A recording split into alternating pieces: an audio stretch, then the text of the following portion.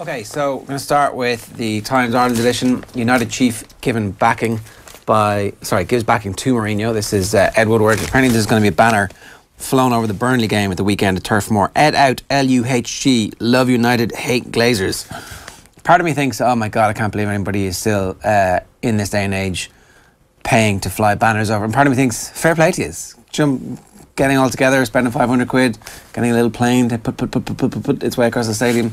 It's like, it's old school. It's like proper, this is something that people have been doing since the 60s and 70s. Yeah, well, it's still the most effective way of sending a real message to the manager, because, you know, the managers, they don't use social media, they don't read what's going on in the newspapers, they don't watch Sky Sports. The only way you can get a message to them is if something appears literally over their head and they're like, oh, is there a bit of discontent at this football club? I better have a good long hard look at myself now. Where did that come from? And then Stuart Pearce urges Declan Rice to stay with Ireland. Declan Rice is former assistant manager at West Ham. Stuart Pearce believes it would be wrong for the player to switch allegiance to England. When you commit to a country at any age, well then, that should be your lot, Pearce said, who worked with Rice last year as number 2 to David Moyes. This is speaking on TalkSport. Declan is a fantastic kid to work with, wanting to learn all the time. He has the physical attributes to be a good Premier League player. It's like... Well, England are beyond the point of using good Premier League players now. They only use excellent Premier League players. Yeah. World Cup semi-finalists. 4.5 out of 5s. That's it. So Declan Rice is en route to being, what, a 3.5 or a 4? Yeah.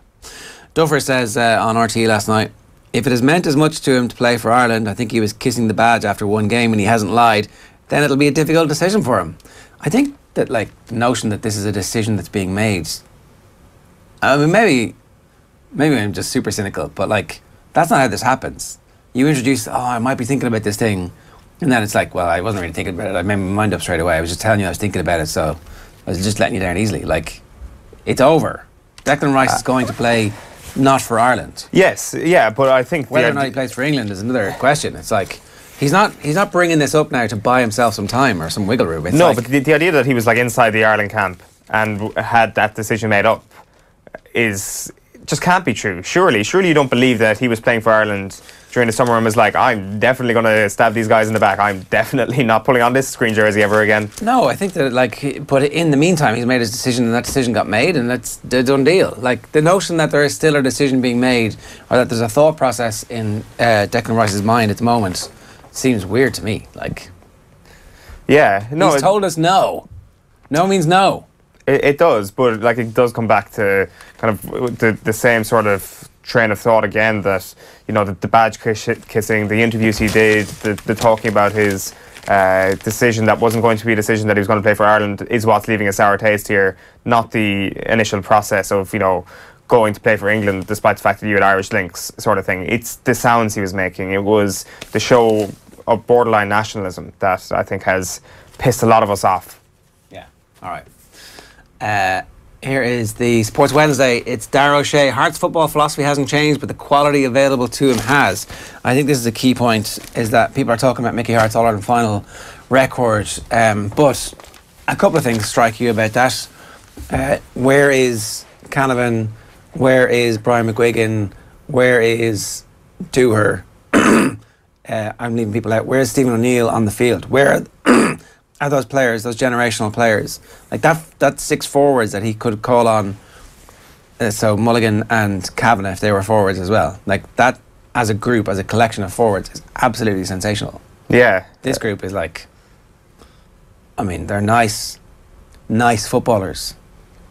Those Tyrone lads, they could kill you, but they could beat you as well. This team.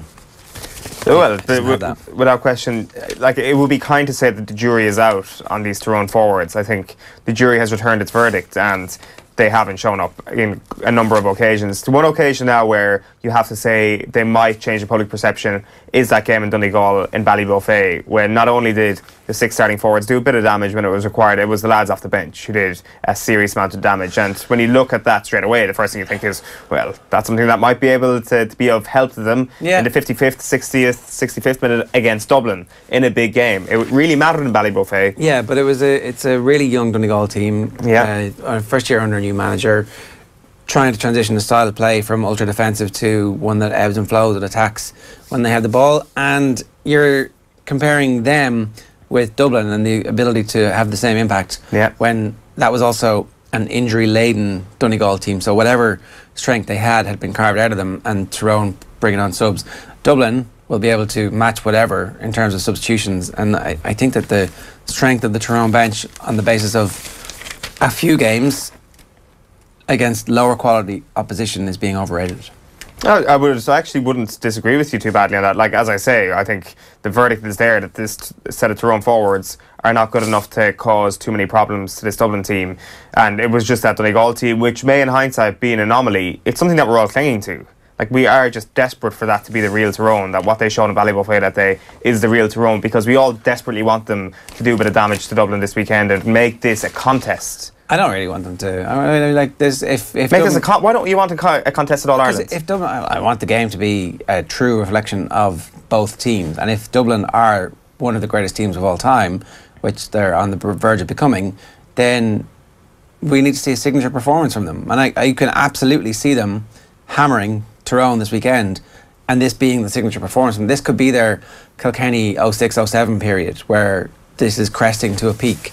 And they've separated themselves from the pack to such a point that even though there are some key players who are no longer the key influences that they were, Brogan, Connolly, even Paul Flynn, like, who all three of them have a claim to be like nailed on starters in the team of the millennium so far.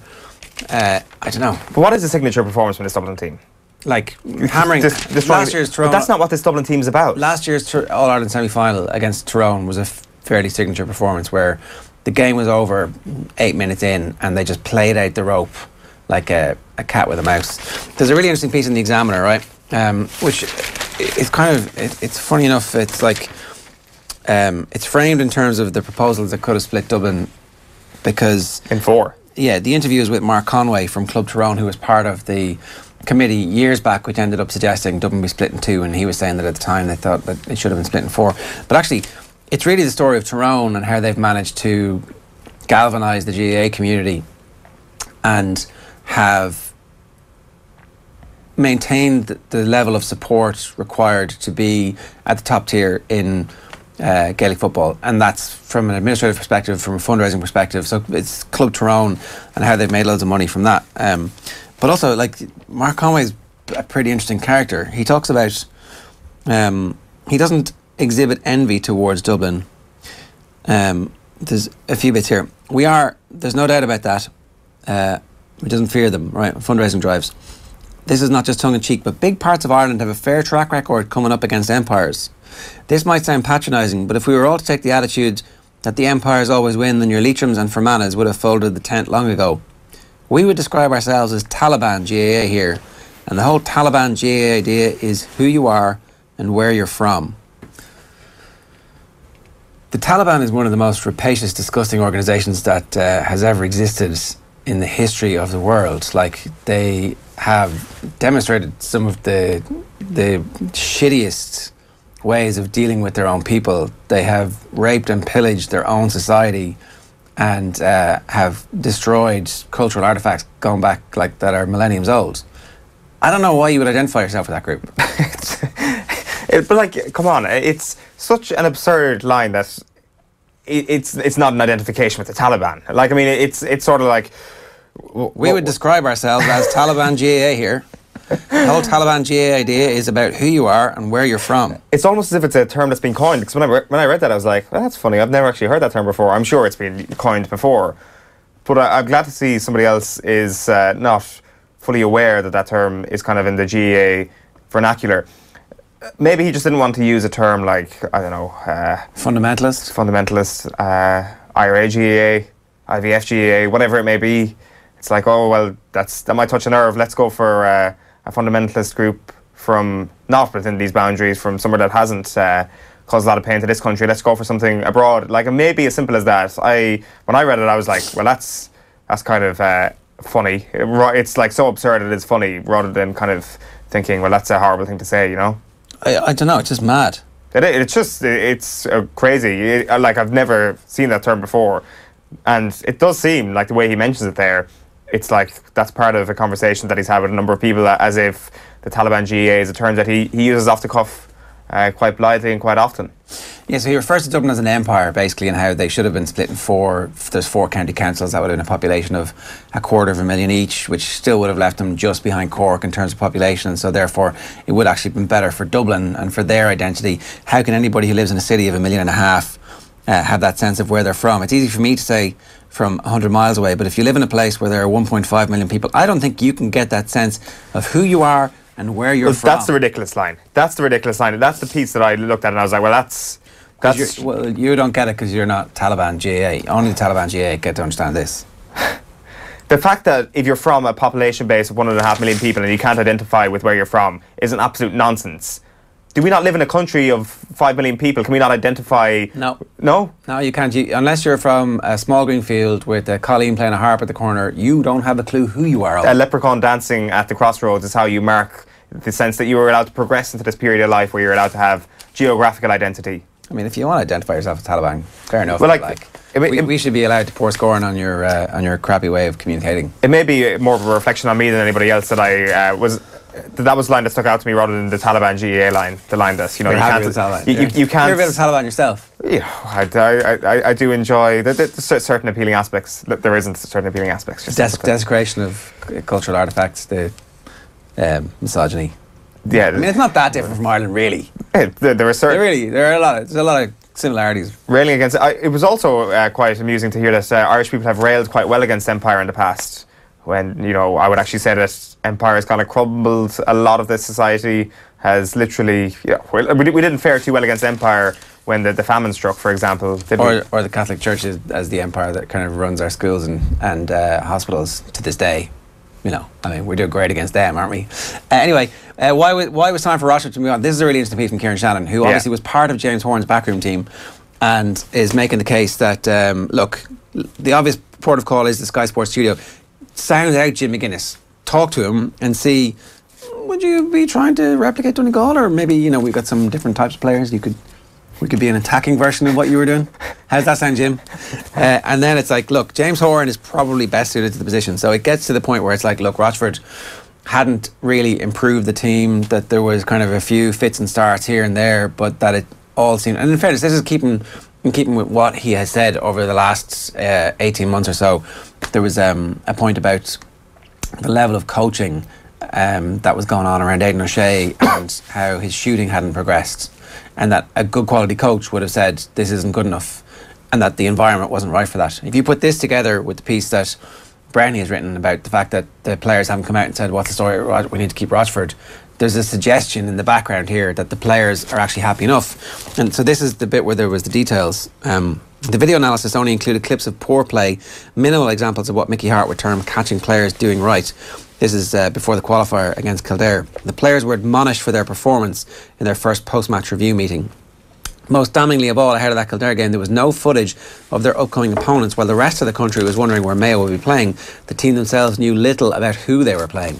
So clearly somebody from inside the camp has been explaining to Kieran what the preparation was like in advance of that game. And he also goes on to talk about the same voice syndrome and how there needed to be more ruthlessness from Rochford to change the backroom team up ahead of the year as opposed to waiting to the end of the year to get rid of them all. So, you get the sense that Kieran Shannon is still pretty close to the Mayo camp. And if he's saying James Horan is best suited to the position and he was part of Horan's backroom team himself at one point, then you've got to assume that James Horan is back in the running for this, which I think would be great. Well, I would suggest that given, Kieran Shannon obviously is a very good source in the camp who's giving him this information, and he's obviously, as we all know, quite close to James Horan. It would be absurd to think that Kieran Shannon didn't put pen to paper on that article without speaking to James Horan first. I'm making the leap here that James Horan wants the Mayo job back and desperately wants it back, and he's definitely in the running. And I would say James Horan is going to be the next Mayo manager. He's going to be back in the hot seat after reading that. Well, let's wait and see what the county board think, County boards have long memories. They remember every slight and every kind of disagreement. And well, to be fair to Horan, he hasn't kind of aired the dirty laundry. As we were speaking to Mike Finnerty yesterday, I was like, oh yeah, what actually did happen with James Horan? He hasn't spoken about it that much. Well, he said that the county board should have been more aggressive in fighting Croke Park when the game was in Limerick. The game against Kerry was fixed for Limerick because the American football was on. He did do an interview where he said that he thought that there should have been more. Liam O'Neill told Mayo to shut up or put up, basically, right, as the GAA president at the time, which is not a million miles away to what happened to Kildare. We're told, show up or you're going to forfeit this Different game. situation. Well, it's not a million miles away. Not a home ground. It wasn't a home fixture. Neutral fixture. But it doesn't matter. The point is that you were still being told, shut up, do what you're told, right? And the Mayo County Board at that time shut up and did what they were told. Kildare County Board went, we've literally nothing to lose here. Our team is going out. They're not doing very well. Not even sure if the manager wants to stay. Not even sure if we want to keep him. So they all rode in together and showed what a unified county can do. It didn't look like the county board were backing the players at that point. You can say it's a different situation. I guess the talking down from the GAA was quite similar. What Mayo people thought is actually at the time is kind of, we can all agree or disagree on that one. But anyway, look, he's got some interesting suggestions.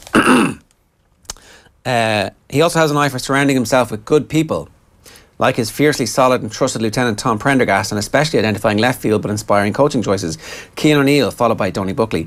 Could he lure Peter Canavan to improve Mayo's forward play, or even a Dub with the ambition and expertise of Mick Bohan to hone and improve their skills? So he's the manager of the Dublin Ladies Gaelic football team, and Tommy raves about him as a coach. You can see his drills on YouTube. He's got the 2 balls, isn't that it? Isn't that one of his things? The players train with 2 balls and their skills improve, and they kind of improve their weak side fairly consistently. Mick Bohan would be a brilliant addition to the Mayo backroom team, but there's no hope he's going there. There's no hope that Jim Gavin isn't in his ear saying, don't you dare go over to Mayo. Listen, we are on the precipice of creating the greatest football team in the history of this sport. Yeah, but you will have that job eventually, Mick. Well, I mean, just stay where you are. Don't go to Mayo for a while. And also, I'd gladly pay Tuesday for a hamburger today. No thanks. Well, I presume Dublin are raging hot favourites for this year's Women's All-Ireland as well. They're looking at that Cork team from a decade ago and they're like, well, the men are going to become the greatest football team ever. We're going to become the greatest women's football team ever. This is another 4 or 5 years in the making for Mick Bohan. He's not leaving Dublin. He will be a great addition, though. Yeah, exactly. I mean, look, I don't know. You've got to sound them out. Canavan also would be really interesting. Well, Canavan's far more gettable. Is he? I mean, is he not the next? Well, he literally managed a different county that's not their own. I know, but all because everybody's waiting for Mickey Hart to go. At some point, Mickey Hart's going to go. I mean, if they get hammered this year, maybe if they win this year, he goes. I don't know. Anyway, so that's what. Any thoughts on James Horan? The Irish News will bring you that one. Well, the thought is that he's definitely he's in the box seat for me. Tyrone players have always been behind Hart, says Sludden. So it's funny that this is continually a line of questioning about the RT thing and just generally where Mickey is. I guess it's the week of the All-Ireland final and you've got to talk about it. United to give Mourinho time is the headline on the back of the Irish Independent. Caged Animal O'Brien, hungry for a turn. He's in the best shape of his life, he says. And Mayo play the waiting game. So let's just wait and see. I mean, Jim McGuinness, today's Wednesday. Tomorrow night, Jim McGuinness is going to be part of the Off the Ball Roadshow. It won't air live on the radio. So if you want to go and see what Jim McGuinness says live and in person about whether or not he's going to be the next Mayo manager, then you've got to come to Croke Park tomorrow night, offtheball.com/events for tickets. I've heard Jim McGuinness and James Horan are both showing up in suits tomorrow because it's a job interview for them both, isn't it? Yeah.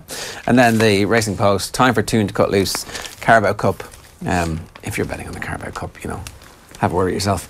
Latidar set to skip Ledger for Arc Trial. And then O'Brien's keeping the faith with Saxon Warrior. The 2 men who know Saxon Warrior better than anyone believe the best is yet to come. Aidan O'Brien stressing the Jumpman International was simply part 1 of a 3-race autumn series taken in the Champion Stakes and the Queen Elizabeth II Stakes. So, there you go.